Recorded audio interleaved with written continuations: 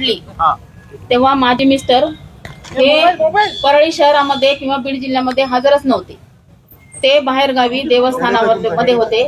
तेव्हा ह्या खुनाशी माझ्या मिस्टरांचा कुठलाही अर्थार्थी संबंध नाही, ही पहिली गोष्ट. दुसरी गोष्ट, जेव्हा संपूर्ण सरकार स्थापना झाली आणि आपल्या विभागामध्ये जेव्हा 2 मंत्री दिले गेले, हे आमच्या समाजाचे म्हणजे वंजारी समाजाचे अल्पसंख्याकाचे 2 मंत्री दिले गेले.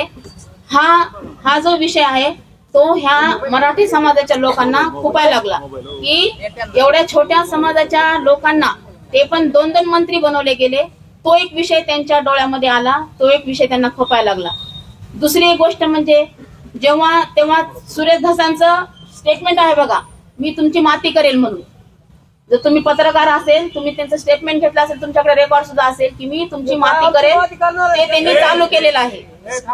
तिसरी गोष्ट म्हणजे जेव्हा इलेक्शन झालं तेव्हा बजरंग सोनवणेने माझ्या मिस्टरांना जीवे मारण्याची धमकी दिलेली होती. आणि ती धमकी दिलेली असताना सुद्धा माझे मिस्टर त्यांना बोलले, जाऊ दे, झाल्या बोलल्या गोष्टी झाल्या, इलेक्शन मध्ये काही गोष्टी होत असतात. ही एक धमकी दिलेली गोष्ट, ही एक गोष्ट. तिसरी गोष्ट म्हणजे